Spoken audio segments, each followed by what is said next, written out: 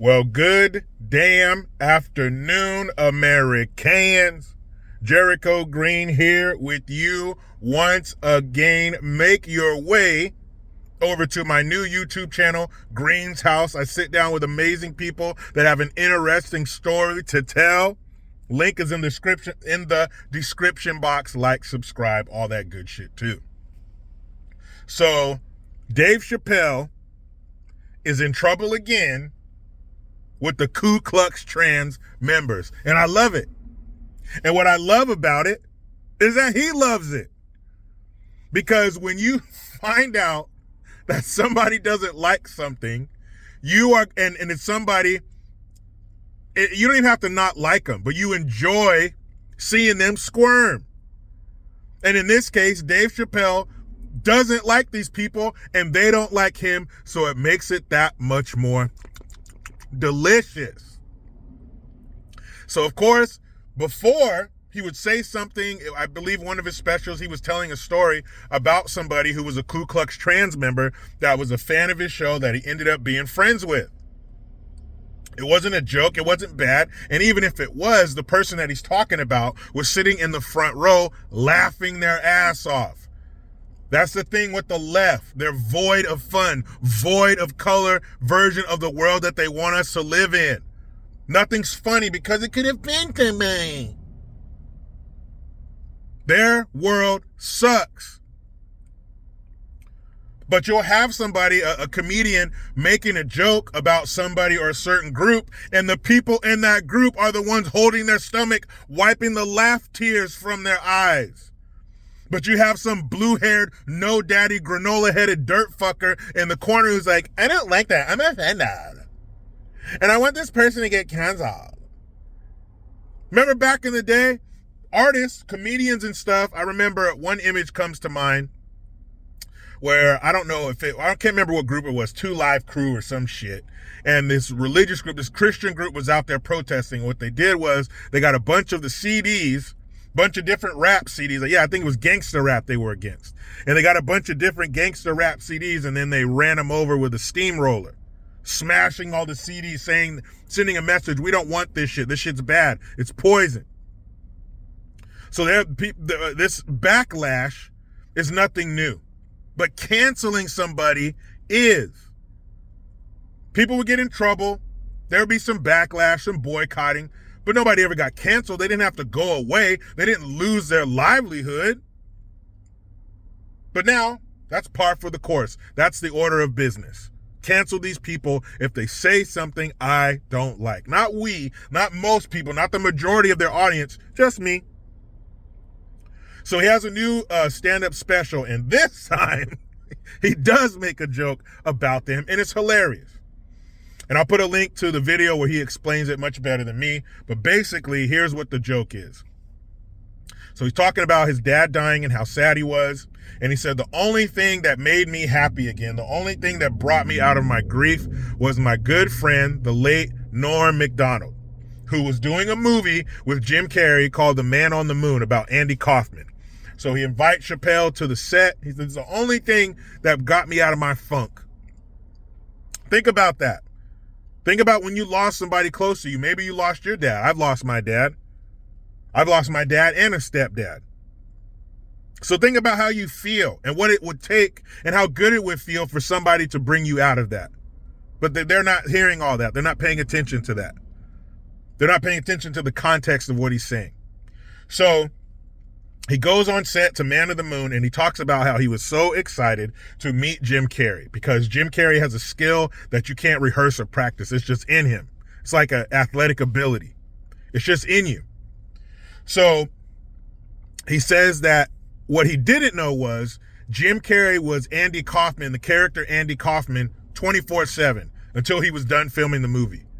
So when he left the set, when they said cut, he was still Andy Kaufman. When he went home, he was still Andy Kaufman. If he stopped at the 7-Eleven or a coffee shop, he was still Andy Kaufman until he got home at night and laid his head down on his expensive pillow. But Dave Chappelle didn't know that.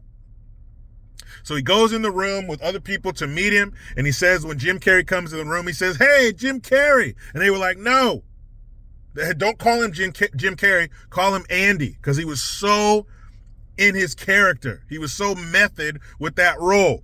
No, call him Andy.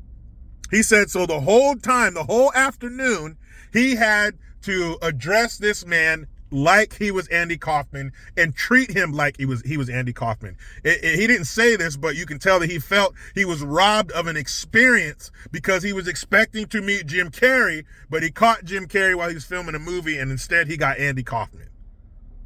So he was kind of pissed about that.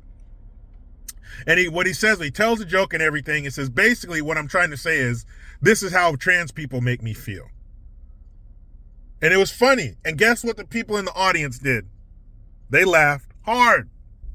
And that's true. You're standing here, a full-grown fucking man, the size of a man. You sound like a man. You got the Adam's apple of a fucking man. But I'm supposed to sit here and act like you're a dainty little woman with her pinky out sipping some tea.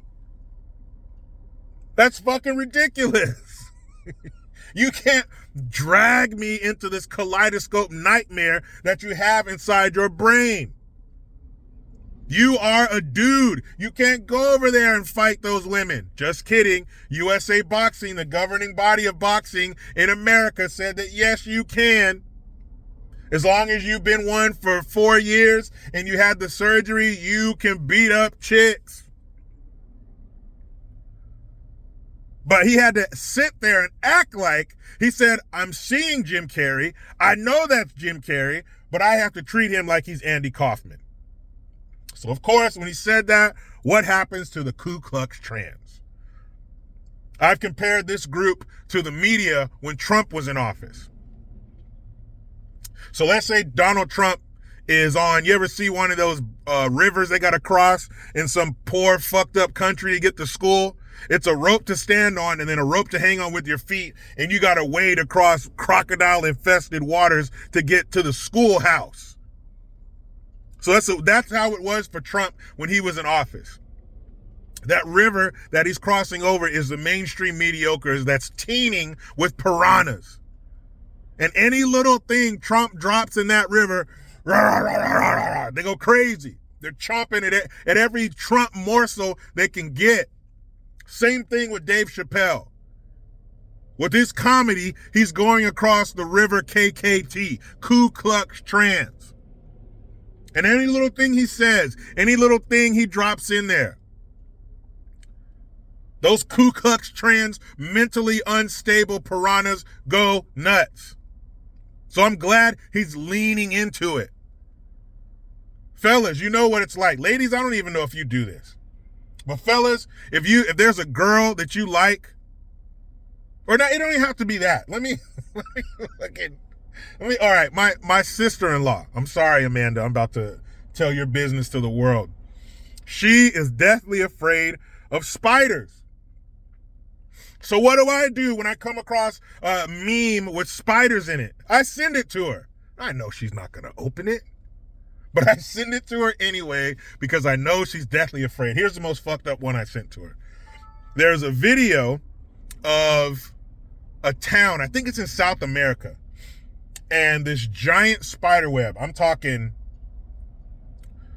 like a half-mile wide, this gigantic web of spiders. Somehow, all these spiders get together to breed or something. They weave their webs, they're connected. The wind picked this fucking giant web of spiders, and they zoom in, and the spiders' bodies are like this. They're fucking huge. So this giant spider web umbrella is lifted by the wind, and it sits down on top of this town, and the giant spider web is resting on top of the power lines, the power poles, telephone poles. It's resting on top of that. So if you live in this town and you look up, there's a giant web of big ass spiders sitting over your town. So of course, the first person I think to send this to is the person who's going to get freaked out by it.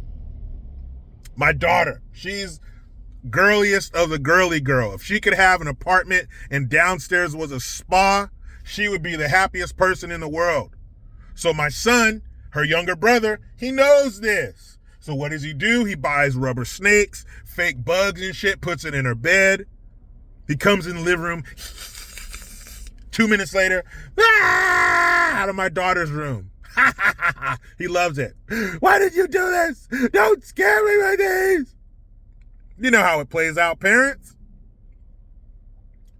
But if there's somebody that's bothered by something, you are going to present this to them every chance you get just to see them freaked out. And I think that's what Dave Chappelle is doing. He knows these fuckers are going to go nuts. They're going to go nuts even when he doesn't make a joke about them. So he might as well make a joke about them and make people laugh and get more money. Kudos to you, Mr. Chappelle. What do you think? You know how it goes? I try to be done with the left, but they just won't let me. Please subscribe. Hit that notification bell because every time it rings, a piece of shit lefty cries. Utilize the Linktree link. Make sure you hit the link in the description box to like and subscribe to my new YouTube channel, Green's House. And make sure you hit the Teespring link to get some merch. I am Jericho Green. Man, I'm out.